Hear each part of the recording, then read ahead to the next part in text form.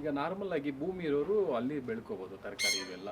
So ಭೂಮಿ ಇಲ್ಲದೆ ಇರೋರು ಈ ತರ ಸಿಟಿಯಲ್ಲಿ ಇರೋಂಥವ್ರು, ಸೊ ಇದೊಂದು ಮೆಥಡ್ ಮಾಡ್ತಿದ್ರ ನೀವು? ಹಾಂ, ನಾವು ಫಸ್ಟ್ ಇದೇ ಮಾಡ್ತಾ ಇದ್ದಿದ್ದು ಮೆಥಡು. ನಾವು ಫಸ್ಟ್ ಸಿಟಿ ಒಳಗೆ ಕುವೆಂಪು ನಗರಲ್ಲಿದ್ವಿ. ಆವಾಗ ನಮಗೂ ಈ ಥರ ಆಪ್ಷನ್ ಇರಲಿಲ್ಲ, ಖಾಲಿ ಸೈಟ್ ಏನೂ ಇರಲಿಲ್ಲ ಭೂಮಿ. ಸೊ ಆವಾಗ ನಾವು ಟೆರೆಸಲ್ಲಿ ಈ ಥರ ಮಾಡ್ತಾಯಿದ್ವಿ. ಇದು ನಮ್ದು ಹಳೆ ಮೆಥಡ್ ಆ್ಯಕ್ಚುಲಿ.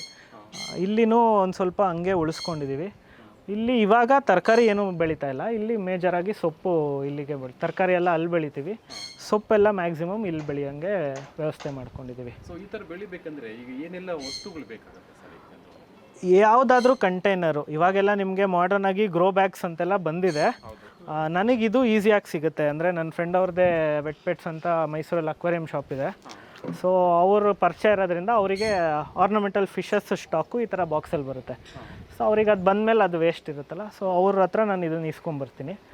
ಇಸ್ಕೊಂಡು ಬಂದು ಅಗೇನ್ ಮಾಮೂಲಿ ಹಳೆ ಪ್ರೋಸೆಸ್ಸು, ಮಣ್ಣು, ಗೊಬ್ಬರ, ಮಲ್ಚಿಂಗು ಎಲ್ಲ ಹಾಕ್ಕೊಂಡು ಇಲ್ಲಿ ಸೊ ಇಷ್ಟು ಈಗ ನಮಗೆ ಕಂಟ್ರೋಲ್ಡ್ ಎನ್ವಿರಾನ್ಮೆಂಟ್ ಥರ ಇರುತ್ತೆ ಸೊಪ್ಪಿಗೆ. ಇದು ನೀರು ಎಷ್ಟು ಬೇಕೋ ಕೊಡ್ಬೋದು, ಗೊಬ್ಬರ ಜಾಸ್ತಿ ಕೊಟ್ಕೊಬೋದು, ಮಣ್ಣು ಎಷ್ಟು ಬೇಕೋ ಅಷ್ಟು ಮೇಂಟೈನ್ ಮಾಡ್ಬೋದು.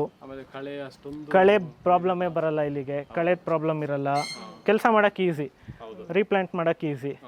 ಆದ್ದರಿಂದ ಸೊಪ್ಪು ಬೆಳೆಯೋಕ್ಕೆ ಐಡಿಯಲ್ ಆಗಿರುತ್ತೆ ಇಲ್ಲಿ. ಏನು ಬೇಕಾದರೂ ಬೆಳಿಬೋದು. ಬೆಳೆದಿದ್ದೀವಿ, ಕ್ಯಾರೆಟು, ಮೂಲಂಗಿ ಎಲ್ಲ ಇದರಲ್ಲೆಲ್ಲ ಬೆಳೆದಿದ್ದೀವಿ. ಬಟ್ ನಮ್ಗೆ ಅದು ಬೆಟರ್ ಆಪ್ಷನ್ ಇರೋದ್ರಿಂದ ಇವಾಗಿಲ್ಲ ಅದೆಲ್ಲ ಏನೂ ಬೆಳೆಯೋಕ್ಕೆ ಹೋಗ್ತಾಯಿಲ್ಲ. ಇಲ್ಲಿ ಮತ್ತೆ ಕ್ಯಾರೆಟ್ ಹಾಕಬೇಕಾದ್ರೆ ಏನಾಗುತ್ತೆ, ಈಗ ಸೊಪ್ಪಿಗೆ ಇಷ್ಟು ಮಣ್ಣು ಸಾಕಿದೆ ಅಲ್ಲ, ಕ್ಯಾರೆಟ್ಗಾದರೆ ನಾವು ಇಷ್ಟು ಮಣ್ಣು ಕೊಡಬೇಕಾಗತ್ತೆ ಅದು ಬೆಳೆಯೋಕ್ಕೆ. ಸುಮ್ಮನೆ ಹೆವಿ ಆಗುತ್ತೆ. ಹಾಂ, ಮಣ್ಣು ಜಾಸ್ತಿ ಬೇಕು, ಟೆರೆಸ್ಸಿಗೆ ಹೆವಿ ಆಗುತ್ತೆ. ಅದ್ರ ಬದಲು ಸೊಪ್ಪುಗಳಿಲ್ಲಿ ಹಾಕೊಂಡ್ಬಿಟ್ರೆ ಬೆಟರ್ ಅಂತ. ಬಟ್ ಇಲ್ಲಿ ಹಾಕಿದ್ದೀವಿ ಈ ಸಲ, ಇಲ್ಲಿ ಯಾವುದ್ರಲ್ಲೋ ಒಂದೆರಡರಲ್ಲಿ ಕ್ಯಾರೆಟ್ ಹಾಕಿದ್ದೀವಿ. ಮೋಸ್ಟ್ಲಿ ಇದರಲ್ಲಿ ಅನಿಸುತ್ತೆ, ಮಣ್ಣು ಜಾಸ್ತಿ ಇದೆ ಅಲ್ಲ. ಇಲ್ಲಿ ಜರ್ಮಿನೇಟ್ ಆಗ್ತಾಯಿದೆ ಹತ್ತಿರದಲ್ಲಿ. ನೋಡೋಣ, ನಾನು ಹೇಳಿದ್ನಲ್ಲ ಕ್ಯಾರೆಟ್ ಬರೋದ್ರೊಳಗೆ ನಾವು ಸೊಪ್ಪು ಬೆಳ್ಕೊಬಿಡ್ತೀವಿ ಅಂತ. ಇದು ಕ್ಯಾರೆಟು, ಇದು ಕ್ಯಾರೆಟು, ಇದು ಕ್ಯಾರೆಟು. ಇದು ಕ್ಯಾರೆಟ್ ಜರ್ಮಿನೇಷನ್ ಸ್ಟೇಜಲ್ಲಿರೋದು. ಹಿಂಗೊಂದು ಲೈನ್ ಕ್ಯಾರೆಟ್ ಇದೆ ಇಲ್ಲಿ, ಇಲ್ಲೊಂದು ಲೈನ್ ಕ್ಯಾರೆಟ್ ಇದೆ. ಇಲ್ಲಿಂದ ನೋಡಿ, ಇದು ಇದು ಇದು ಇದು ಹಿಂಗೆ ಫುಲ್ಲು ಹಿಂಗೊಂದು ಲೈನ್ ಕ್ಯಾರೆಟು, ಇಲ್ಲೊಂದು ಲೈನ್ ಕ್ಯಾರೆಟು. ಈ ಕ್ಯಾರೆಟ್ ಬೆಳೆದು ಇದು ಕವರ್ ಆಗೋ ಅಷ್ಟೊತ್ತಿಗೆ ನಮಗೆ ಸೊಪ್ಪು ಬಂದುಬಿಟ್ಟಿರುತ್ತೆ. ಹಂಗೆ ಇದಕ್ಕೆ ಮಣ್ಣು ಜಾಸ್ತಿ ಇದೆ ನೋಡಿ, ಕ್ಯಾರೆಟ್ ಬೆಳಿಬೇಕು ಅನ್ನೋದ್ರಿಂದ ಇದು ಮಣ್ಣು ಜಾಸ್ತಿ ಫಿಲ್ ಮಾಡಿದ್ದೀವಿ. ಕೊತ್ತಂಬರಿ ಎಷ್ಟು ಚೆನ್ನಾಗಿ ಬಂದಿದೆಯಲ್ಲ. ಮಣ್ಣನ್ನು ಕೆಳಗಡೆ ಎಷ್ಟು ಚೆನ್ನಾಗಿ. ಸೊ ಈ ಮಣ್ಣನ್ನು ಸರ್ ಈಗ ಜನರಲ್ ಆಗಿ ಎಲ್ಲಿ ತಗೊಂಡ್ಬಂದಿದ್ದಾರೆ? ಈ ಮಣ್ಣನ್ನು ಹೆಂಗೆ ಪ್ರಿಪೇರ್ ಮಾಡ್ಕೊಳ್ತೀರಾ? ಈಗ ನಾರ್ಮಲ್ ಆಗಿ ಎಲ್ಲರಿಗೂ ಫಲವತ್ತತೆ ಮಣ್ಣು ಸಿಗೋದಿಲ್ಲ ಸರ್. ಮಣ್ಣು ಫಲವತ್ತಾಗಿ ಇರೋ ಮಣ್ಣು ಸಿಗಲ್ಲ ನಿಮಗೆ, ಮಾಮೂಲಿ ಮಣ್ಣೇ ತೊಗೊಂಬರ್ಬೇಕು. ಪ್ರಿಪ್ರೇಷನ್ ಸೇಮ್ ಪ್ರೊಸೀಜರ್ ನಾವು ಇಷ್ಟೊತ್ತು ಡಿಸ್ಕಸ್ ಮಾಡಿದ್ವಲ್ಲ. ಹ್ಯೂಮಸ್ ಹಾಕಬೇಕು, ಎಲೆ ಏನು ವೇಸ್ಟ್ ಇದೆ ಹಾಕಬೇಕು, ಕೊಳಿಸ್ಬೇಕು, ಕೊಟ್ಟಿಗೆ ಗೊಬ್ಬರ ಹಾಕಬೇಕು, ಮಣ್ಣಲ್ಲಿ ಆರ್ಗ್ಯಾನಿಕ್ ಕಾರ್ಬನ್ ಅಥವಾ ಆರ್ಗ್ಯಾನಿಕ್ ಕಂಟೆಂಟ್ ಏನಿದೆ ಅದನ್ನು ಜಾಸ್ತಿ ಮಾಡ್ಕೊಬೇಕು. ಅದು ಮಾಡಿದ್ಮೇಲೆ ನೀವು ಸೀಡ್ಸ್ ಹಾಕಿದ್ರೆ ನಿಮಗೆ ರಿಸಲ್ಟ್ ತುಂಬ ಚೆನ್ನಾಗಿ ಬರುತ್ತೆ. ಇಲ್ಲೇ ಇದೆ ನೋಡಿ, ಇಲ್ಲೂ ಒಂದು ಚೀಲ ಗೊಬ್ಬರ ಇರುತ್ತೆ. ಈ ಗೊಬ್ಬರ ಮಿಕ್ಸ್ ಮಾಡ್ಕೊಂಡು ತಂದಿರೋ ಮಣ್ಣಿಗೆ ಹಾಕಿ. ಹಾಂ, ಗೊಬ್ಬರ ಎನಿ ಟೈಮ್ ಕೊಟ್ಟಿಗೆ ಗೊಬ್ಬರ ಇಲ್ಲಿದ್ದೇ ಇರುತ್ತೆ. ನೋಡಿ ಗೊಬ್ಬರ ಹೆಂಗಿದೆ, ಇದು ಚೆನ್ನಾಗಿದೆ. ಇದು ಇದನ್ನು ಹಾಕೋದು, ಎಲೆ ವೇಸ್ಟ್ ಏನಿದೆ ಅದನ್ನೆಲ್ಲ ಹಾಕೋದು, ಬೆಳೆಯೋದು. ಅದಕ್ಕೆ ಇಷ್ಟೇ ಪ್ರಮಾಣ ಅಂತ ಮಿಕ್ಸ್ ಮಾಡಬೇಕು ಅಂತ ಏನಾದ್ರು ಜನರಲ್ ಆಗಿ ತಮ್ಮ ರೂಲ್ ಇಲ್ಲ, ಇಷ್ಟೇ ಮಾಡಬೇಕು ಅಂತ ಏನಿಲ್ಲ. ನೀವು ಮಾಡ್ತಾ ಮಾಡ್ತಾ ಅನುಭವ ನಿಮಗೆ ಗೊತ್ತಾಗುತ್ತೆ. ನೀವಿಲ್ಲಿ ಮಲ್ಚಿಂಗ್ ಇಲ್ಲ, ಅಬ್ಸರ್ವ್ ಮಾಡಿ. ಯಾಕಂದರೆ ಇದು ಭೂಮಿ ಅಲ್ಲ ಅಥವಾ ಇಲ್ಲಿ ಏನಿಲ್ಲ, ಇಲ್ಲಿ ಬೆಳೆಯೋದೇ ಸೊಪ್ಪು, ಜಾಗ ಇಲ್ಲಲ್ಲ ನಿಮಗೆ ಮಲ್ಚ್ ಹಾಕೋಕ್ಕೆ. ಸೊ ಮೇಜರಾಗಿ ಕೊಟ್ಟಿಗೆ ಗೊಬ್ಬರ, ಮಣ್ಣು ಹಾಕೋದು, ಗೊಬ್ಬರ ಹಾಕೋದು, ಒಂದಷ್ಟು ದಿನ ಕೊಳ್ಸೋದು, ಅದ್ರ ಮೇಲೆ ಬೀಜ ಹಾಕ್ಕೊಂಡು ಸೊಪ್ಪು ಬೆಳ್ಕೊಂಡು ಹೋಗ್ಬೋದು. ಸೊ ಇಷ್ಟು ಮಣ್ಣಿಗೆ ಒಂದು ಎಷ್ಟು ಗೊಬ್ಬರ, ಒಂದು ಎಷ್ಟು ಕೆಜಿ ಗೊಬ್ಬರ ಹಾಕಿದ್ರೆ ಬೆಟರ್ ಅಂತ ಸರ್? ಅದು ಕೆ ಜಿ ಲೆಕ್ಕ ಮೆಜರ್ಮೆಂಟ್ ಇಲ್ಲವೇ ಇಲ್ಲ ಅನ್ಕೋಬಿಡಿ, ಆ ಥರ ಏನೂ ಇಲ್ಲ. ಹಾಕಿ ನಿಮಗೆ ಗೊತ್ತಾಗುತ್ತೆ. ಈಗ ನೀವು ಆ ಟೆಕ್ಸ್ಚರು ಅದನ್ನು ಫೀಲ್ ಮಾಡ್ತಾ ನೋಡ್ತಾ ನಿಮ್ಗೊಂದು ಅನುಭವ ಆಗೋ ತನಕ ಅಷ್ಟೇ ಕೆ ಜಿ ಲೆಕ್ಕ ಎಲ್ಲ ಬರೋದು. ನಿಮ್ಗೊಂದು ಅನುಭವ ಆದಮೇಲೆ ನಿಮಗೆ ಇಷ್ಟು ಗೊಬ್ಬರ ಕೊಟ್ಟು ನನ್ನ ಮಣ್ಣಿಗೆ ರೆಡಿ ಮಾಡಿದ್ರೆ ನಂಗೆ ನೀಟಾಗಿ ಸೊಪ್ಪು ಬೆಳೆಯುತ್ತೆ ಅಂತ ನಿಮ್ಗೆ 2 ಸಲ ಫೇಲ್ ಆಗ್ಬೋದು. 3ನೇ ಸಲ 4ನೇ ಸಲದಿಂದ ನಿಮಗೆ ಒಂದು ಅನುಭವ ಗೊತ್ತಾಗೋಗುತ್ತೆ. ಆವಾಗಿಂದ ನೀವು ಹಾಕ್ಕೊಂಡು ಹೋಗ್ಬೋದು. ಹೇಳ್ತೀನಲ್ಲ, ಕೃಷಿಲಿ ಇಷ್ಟಕ್ಕಿಷ್ಟೇ K G list, check list ಇರ್ಬೋದೇನೋ ಸ್ಟಾರ್ಟಿಂಗ್ ಫಾಲೋ ಮಾಡೋಕ್ಕೆ. ಬಟ್ ಯಾವ ರೈತರು ಯಾವ ಚೆಕ್ ಲಿಸ್ಟ್ ಇಟ್ಕೊಂಡು ಕೆಲಸ ಮಾಡ್ತಾರೆ ಹೇಳಿ? ಅದೆಲ್ಲ ಅವ್ರಿಗೆ ಅನುಭವ ಆಗ್ತಾನೆ, ಅದೇ ಮುಖ್ಯ ಮೇಯ್ನಾಗಿ. ಇಲ್ಲಿ ಮೇಜರ್ ಆಗಿರೋದೆಲ್ಲ ಸೊಪ್ಪೇನೆ. ನಿಮ್ಗೆ ಆಲ್ಮೋಸ್ಟ್ ಎಲ್ಲ ಸೊಪ್ಪು ಸಿಗುತ್ತೆ ನೋಡಿ. ಇಲ್ಲಿ ಮೆಂತ್ಯ ಇದೆ, ಪಾಲಕ್ ಹಾರ್ವೆಸ್ಟ್ ಮಾಡಿ ಮುಗಿಯೋ ಸ್ಟೇಜಲ್ಲಿದೆ, ಇದು ಸಬ್ಸಿಗೆ ಇದೆ, ಅಲ್ಲಿ ಕೊತ್ತಂಬರಿ ಇದೆ.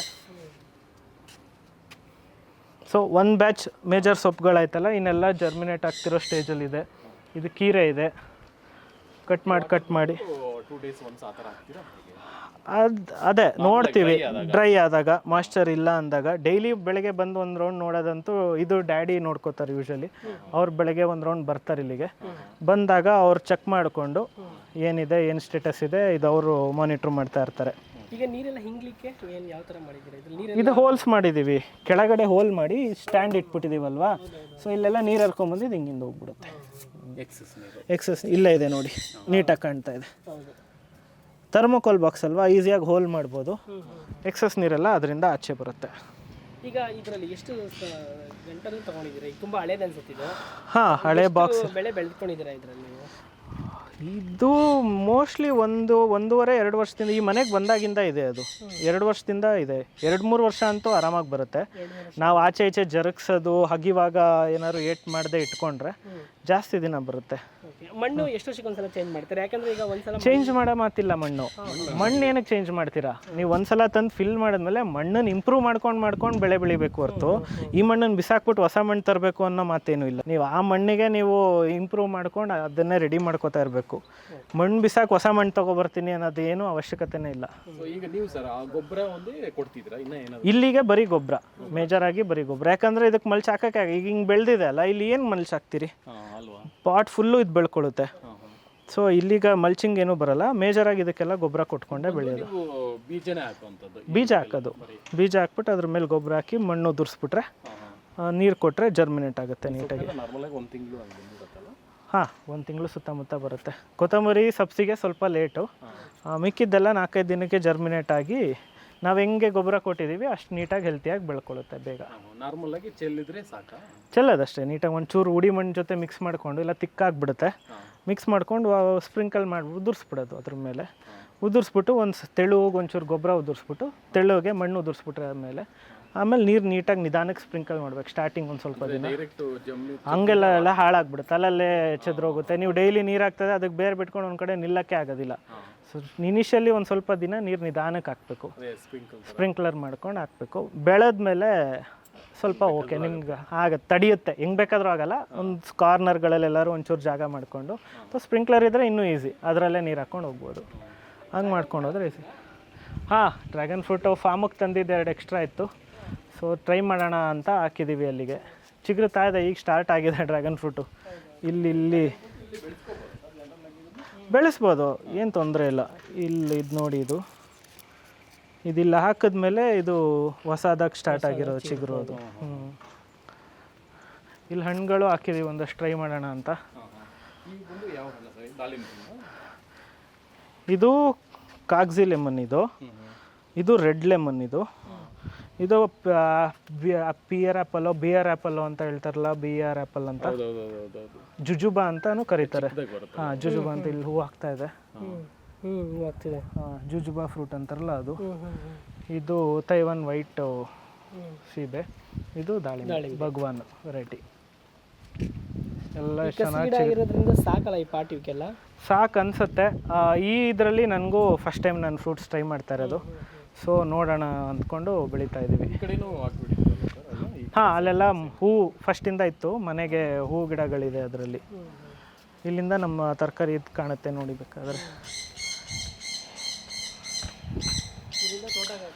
ಹಾಂ, ನಮ್ಮದು ತೋಟ ಕಾಣುತ್ತೆ.